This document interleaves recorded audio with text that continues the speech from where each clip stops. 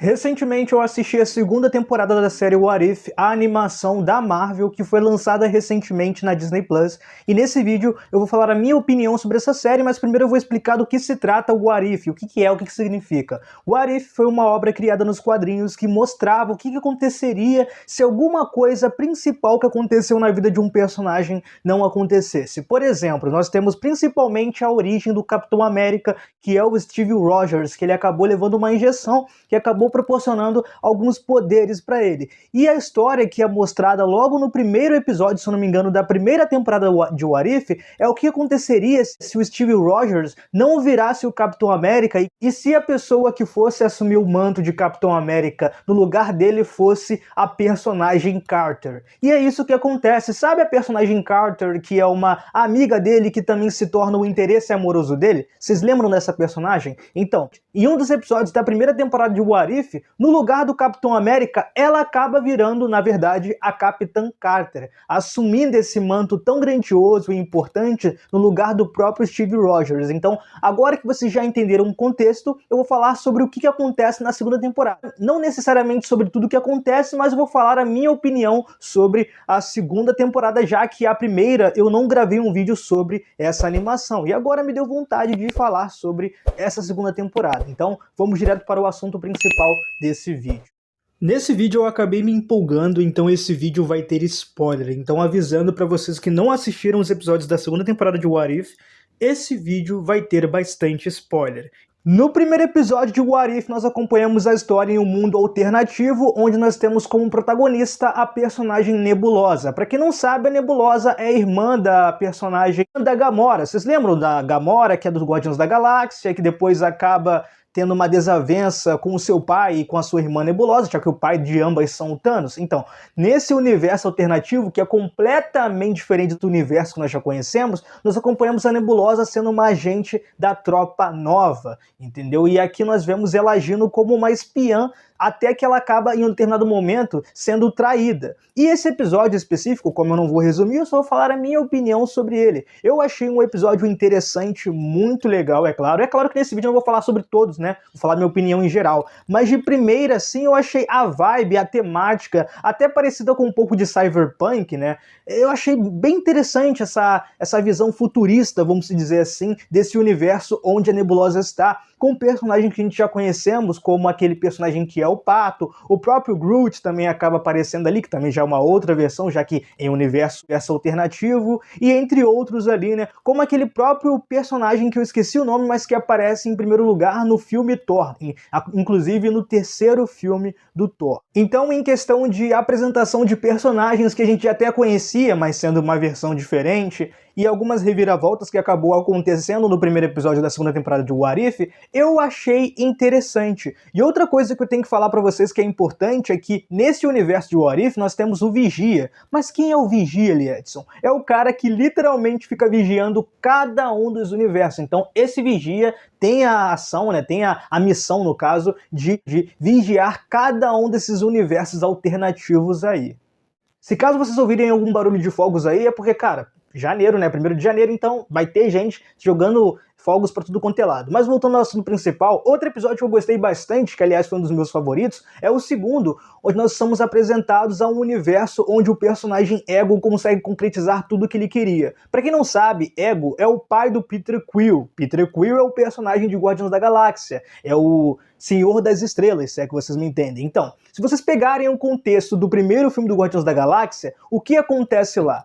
O Peter Quill, ele acaba sendo sequestrado a mando do seu pai. O Ego mandou o personagem Yondu para poder sequestrar o Peter Quill e mandar ele, né, entregar ele pro próprio pai, que é o próprio Ego. Só que no universo principal da Marvel, vamos dizer assim, que é do UCM, onde a gente assiste os filmes, o Yondu, ele não quis devolver, né, no caso, entregar o Peter Quill pro seu próprio pai. Porque ele se apegou ao moleque, sacou? Ele gostou do moleque, fez uma grande amizade com ele, se tornou como se fosse um pai pra ele, então ele não quis concretizar a missão de entregar. Já nesse universo de What If foi um contrário. O Yondu, ele simplesmente concretizou a missão dele e entregou o Peter Quill pro seu pai Ego, sacou? Fazendo com que o Ego conseguisse, né, querer concretizar a sua própria missão.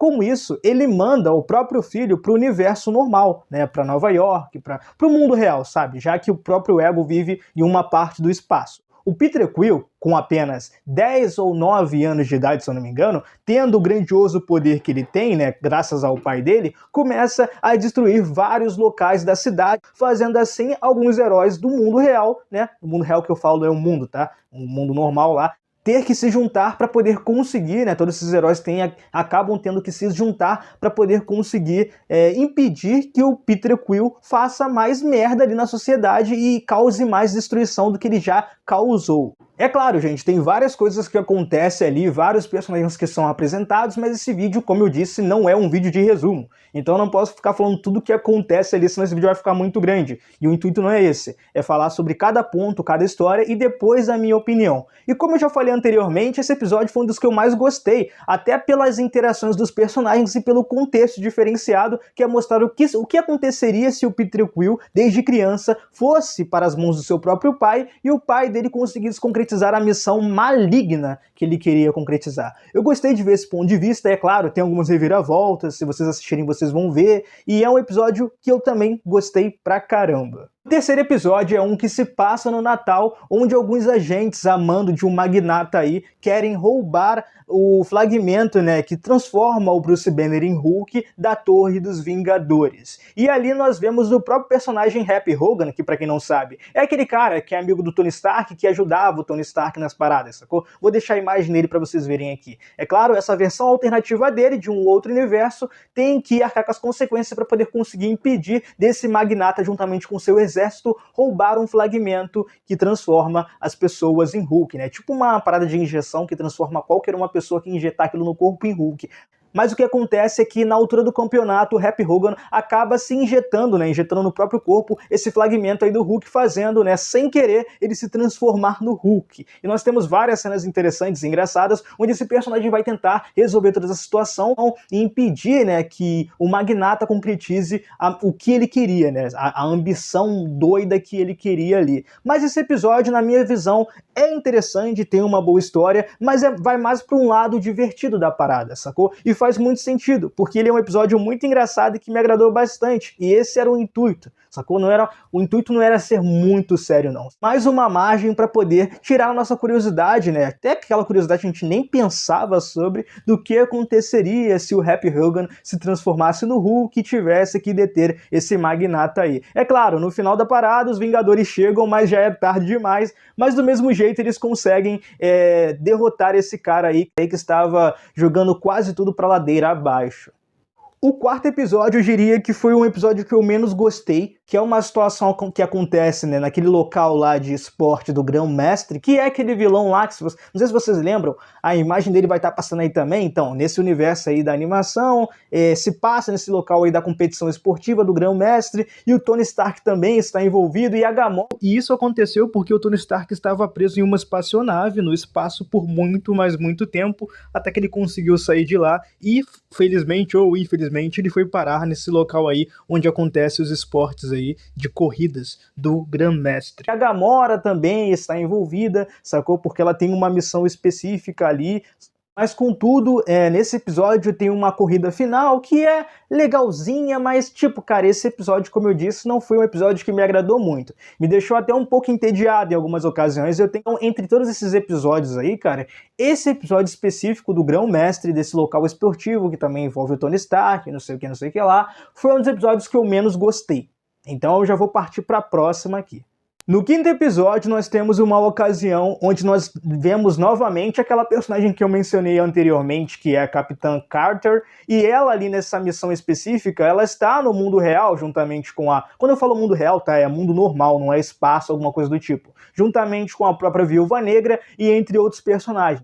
E esse episódio se passa num universo onde o personagem Buck já está velho, já se passou muitos anos desde tudo que aconteceu, então o Buck literalmente não aconteceu tudo aquilo que aconteceu aconteceu com ele para poder ele não envelhecer, né? Então, já que ele não rejuvenesceu, ele ficou velho. Só que também essa ocasião se passa muito depois dos acontecimentos do primeiro episódio da primeira temporada. Então, a ameaça de hoje é um robô grandioso que depois acaba sendo mostrado como o próprio Steve Rogers, que estava por trás daquele robô. Mas se era o Steve Rogers, né, que não se tornou o Capitão América, que estava por trás daquele manto ali robô, porque ele estava atacando a cidade. Sim, ele ataca a cidade. Depois vai ser descoberto que ele estava sendo manipulado e que aquilo que ele estava fazendo não era por vontade própria, e cabe a Capitã Carter, juntamente com a Viúva Negra, tentar resolver essa situação.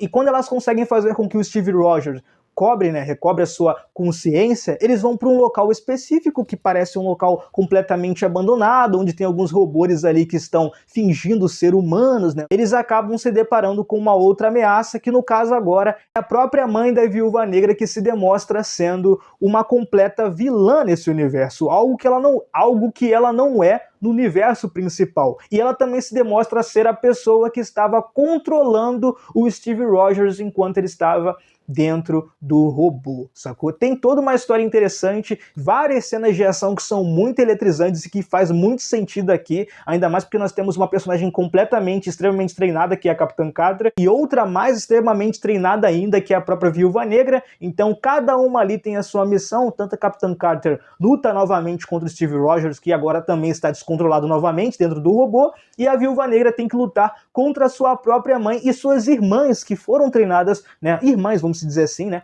que foram treinadas pela sua própria mãe, que são outras Viúvas Negras, já que não existe somente uma Viúva Negra, tá? Não existe só a Natasha Romanoff de Viúva Negra. Tem várias outras. Então a Natasha, que é a Viúva Negra, vamos dizer assim, principal, luta contra as outras, e em cenas que são muito bem coreografadas e muito bem feitas. Com isso eu venho a dizer que esse episódio eu gostei bastante. No sexto episódio nós somos apresentados a outro habitat, um local que a gente desconhece, pelo menos eu desconhecia, que tem uma cultura, vamos dizer assim, indígena, onde nós conhecemos a protagonista Kahori, que ela vive num habitat, né, da cultura dela, e ela acaba sendo atacada, como várias culturas indígenas no mundo inteiro acabam sendo atacada por um povo que quer tomar a localidade deles. Isso acontece com essa personagem, mas nessa ocasião ela também acaba avistando um lago, que ela acaba entrando e acaba descobrindo que dentro desse lago existe outro local, com outros povos indígenas que se aproximam da cultura dela, mas que tem alguns poderes místicos, vamos dizer assim. E no final de tudo, quando ela consegue resolver tanto esse arco e depois destruir aqueles caras que estavam invadindo o habitat dela, no final das contas, o próprio... Eu tô resumindo muito aqui, tá, gente? O próprio Doutor Estranho acaba aparecendo, dando a entender que ele tem alguma missão pra ela, né? Alguma coisa pra poder... Alguma missão pra ela ajudar ele, no caso. E assim o episódio acaba. Mas esse episódio é interessante, ele é muito legal, porque ele nos mostra, pelo menos pra mim, uma cultura, uma situação de cultura relacionada a uma personagem heroína da Marvel que eu nem conhecia, eu não fazia ideia, sacou? Não fazia ideia. Eu acho que, pode ser que eu esteja muito enganado, mas eu acho que se aproxima até um pouco com a cultura da personagem Echo, que vai ter uma série que vai lançar agora em janeiro. Então, essa personagem nova ter sido apresentada na animação abre muito espaço também para poder ela ser apresentada em um possível live action. E ela é uma personagem que tem uma origem interessante pra caramba, origem / história muito legal e interessante, que depois acaba sendo desenvolvida mais ainda. Mas o sétimo episódio tem outro acontecimento que me fez gostar bastante do sétimo episódio, que nos mostra, né, a história da personagem Hela. Pra quem não sabe, Hela é irmã do Loki e irmã do Thor, sabe? Que nem eles sabiam da existência dela, mas nesse universo, aparentemente, só ela existe, os outros irmãos dela não existem. Pelo que eu sei, tá? Pode ser que eu esteja enganado. E o que aconteceu com o Thor no primeiro filme do Thor, do UCM, acontece com essa personagem. Ao Thor desobedecer o seu próprio pai, né, desacatar o pai dele acaba tirando dele todo o poder que ele tinha e acaba tornando ele um humano, tirando o martelo, né, que é o Mjolnir, tirando todo o equipamento que ele tinha e mandando ele para o mundo real, viver lá até ele conseguir se reerguer. E a mesma coisa acontece com a personagem Hela nesse universo. Mas diferente do Thor, que ele acaba indo, se eu não me engano, para Nova York, eu acho que é Nova York, a Hela vai para o mundo, que é um mundo, inclusive, que foi apresentado, né, no filme do Shang-Chi. E lá a Hela acaba conhecendo o personagem Han-Hu, que é o responsável e dono dos 10 Anéis, que são alguns objetos completamente poderosos para aquele universo ali. Objetos esses, né, os 10 Anéis, que são capazes de matar até um deus. Rebelde, ela não respeita ninguém. Inclusive, esse foi o motivo dela ter sido banida da onde que ela estava, né, do reino dela, fazendo com que aqui, agora ela estando nesse outro local, ela acabe aprendendo algumas coisas ali daquela cultura, acabe evoluindo como pessoa, para no final, quando o pai dela vai invadir esse local no intuito de conseguir pegar os 10 Anéis, ela tenha que se juntar com o personagem Han-Hu e os outros exércitos ali daquela cultura ali para poder conseguir derrotar e destruir o seu próprio pai. E esse 7º episódio foi um dos episódios que eu mais gostei, cara. Eu gostei bastante, sério. Entre todos esses que foram lançados anteriormente, eu diria que o 7º, o 1º, o 2º foi um dos que eu mais gostei aqui. E o 5º? Não, e o 6º também foi o que eu mais gostei. E a gente vai pro penúltimo episódio, que também nós novamente temos a personagem Capitã Carter, que é o episódio 8, onde ela acaba tendo que resolver uma situação no mundo de 1602, onde aquele mundo está sendo destruído, o Vigia vira para ela e fala que, cara, você não pode intervir aí, porque é um universo que de qualquer jeito vai ser destruído. Mas ela insiste em querer salvar aquele universo, e ela vai ali se juntar com os personagens, inclusive até com o Steve Rogers daquele universo, para poder salvar aquele local ali e impedir alguns vilões ali que estão intervindo ali na situação. Isso porque nesse universo, por incrível que pareça, uma outra versão da personagem Hela acabou sendo sequestrada por um portal, e esse era um dos motivos e um dos inícios, né, do fim daquele mundo. E para poder impedir aquilo, a Capitã Carter teve que intervir.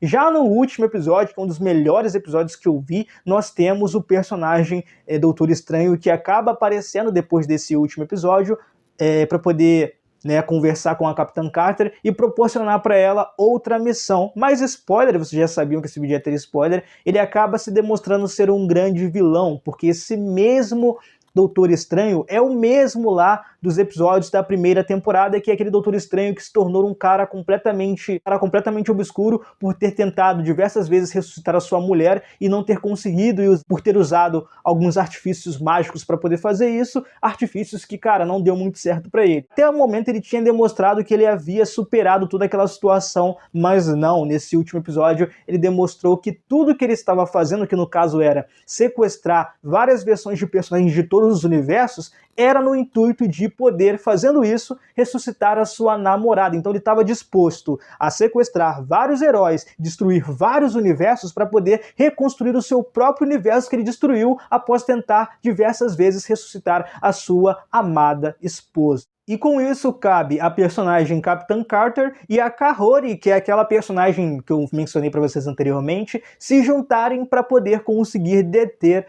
o Doutor Estranho. E cara, eu gostei dessa temporada, é claro, ela não é uma obra definitivamente incrível, perfeita, porque tinha alguns momentos que eu realmente ficava entediado enquanto eu assistia, mas não era ao todo, sacou? Então tem vários episódios, um mais interessantes do que o outro. E essa obra em si, né, essa segunda temporada, me agradou. Eu achei que, tipo assim, ela cumpriu o que ela deveria cumprir, que é naquela questão de nos mostrar o que aconteceria se tal personagem fizesse algo que ele não fez no universo principal. Nessa ocasião, eu diria que essa segunda temporada de What If conseguiu me agradar com 100% de certeza, porque como eu disse, eles acabaram cumprindo o que eles estavam prometendo, e que era o foco dessa obra especificamente. Eu espero que tenha uma terceira temporada, espero mesmo, e eu gostei bastante. Mas deixem aí nos comentários as opiniões de vocês. Vocês gostaram? Não gostaram?